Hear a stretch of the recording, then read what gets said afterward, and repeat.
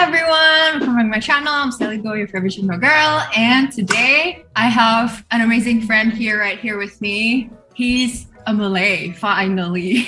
I'm not gonna differentiate people, okay? But then a lot of people have been commenting, do you only have Chinese friends in Malaysia? Good point, good point. A lot of people have been commenting, they say, we want to hear perspectives from different races as well, you know, in Malaysia. So here's for you guys. Can you introduce yourself first? Hi everyone, my name is Izzat. I am a Malay in Malaysia. I'm Malaysian. Nice to meet you all. Yeah. Yay! How do we meet? We used to be classmates in English class, public speaking class back in college. Oh yeah.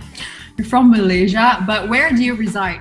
I'm from Putrajaya here in dari Malaysia, Putrajaya. which is in the Selangor state, more or less in the Selangor state. We are the administrative capital of the country.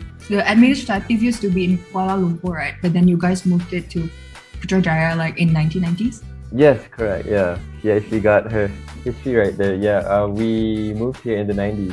You know what? We're gonna do the same thing, but it's so far away. It's gonna be in Borneo. Have you heard about it? Yeah. Yeah. Now I wanna test you. Sekarang saya berbicara dengan bahasa Indonesia baku, paham atau tidak? Paham. Paham. Aku ngomong pakai bahasa Indonesia ala Jakarta, ngerti nggak? Ngerti. Oh. Ngerti. Oh. Oh, okay. What was I saying? Now you're speaking bahasa Jakarta.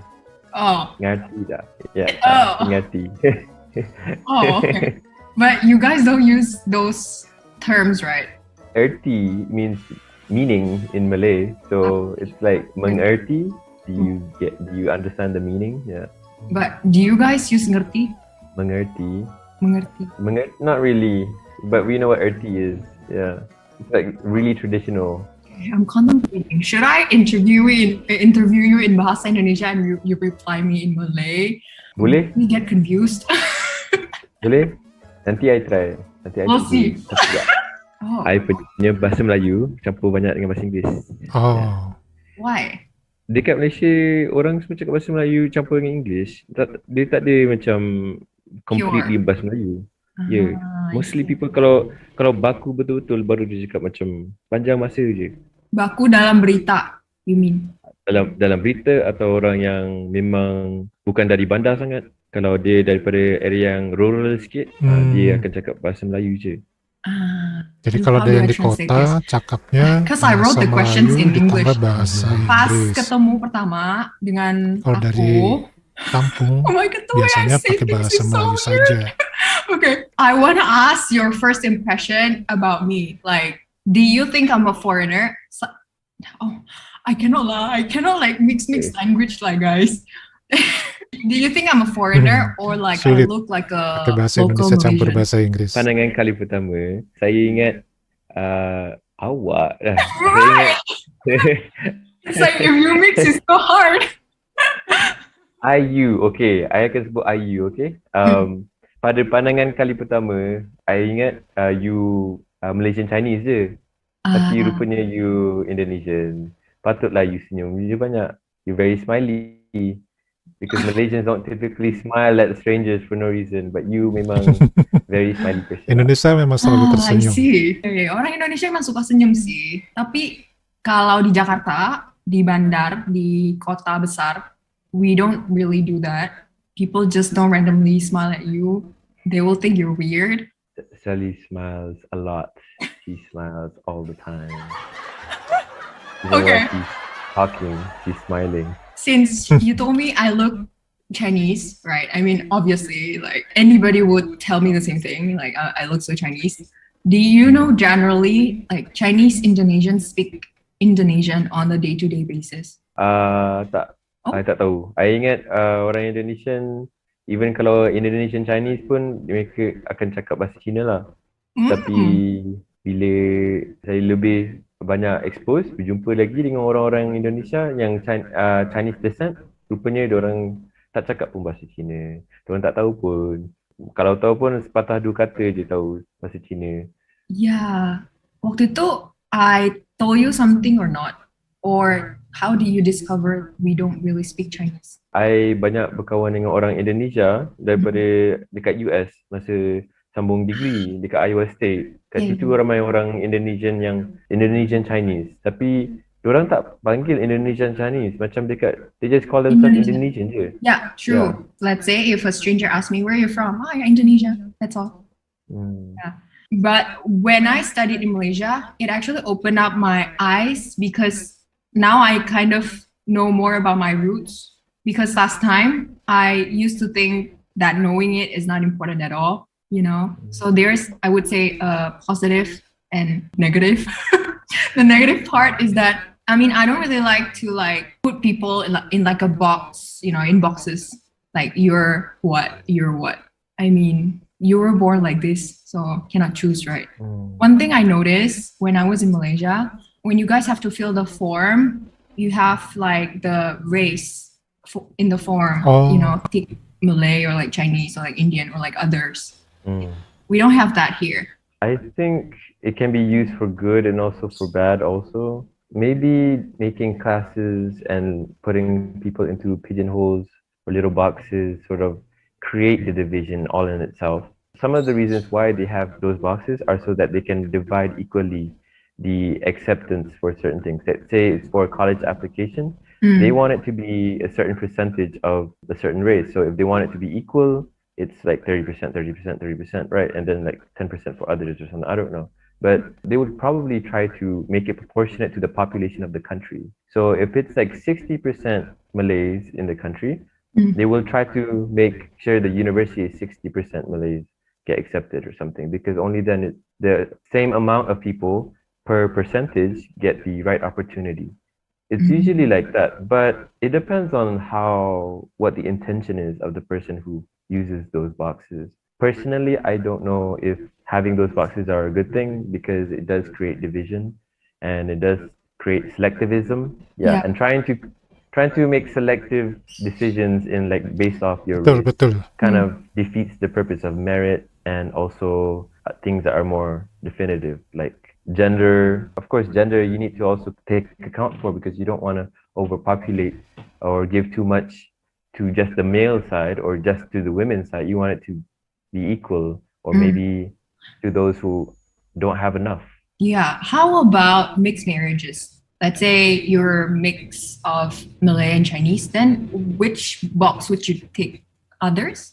I think it depends on the person most of the time, and also the parents, how they want the kid to identify themselves as. But most of the time, when they marry into a Malay family, they usually become Malay. So instantly they are counted as Bumi Putras.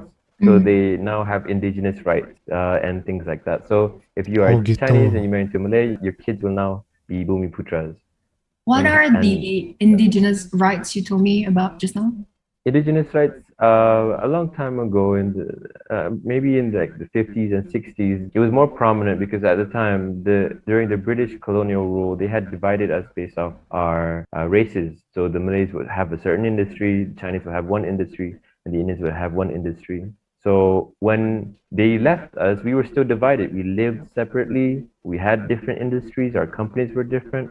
So how would you care for the people who lived in their lands, or let's say the Malays, because they were the indigenous people? How do you make sure that they prosper as well? So they created policies so that these indigenous people would also strive. So they created policies that provided cheaper housing, cheaper land to purchase for Malays only, cheaper education. And fast forward like 50, 40 years later, suddenly now you have Malays who are very wealthy, very rich. But if you go back to the 50s, there weren't that many. I think it would be the same for like the Indian population as well, because the Chinese population would control a lot of the businesses, even back in the 50s and 60s. So development-wise, it was not as difficult for them to put their kids into school. But for a lot of Malays and Indians, it was harder. So they had to have certain policies to allow them to have property ownership, school education, access. I see. I've actually heard about this before, but not as thorough. So thank you so much for explaining this. Yeah, now I kind of know from like both, like not both, from like more perspectives, you know? I feel like it's quite polarizing, the opinions here in the country. There are many Malaysias, let's just call it like that. So it's easy to fall into one sort of dialogue and one sort of side.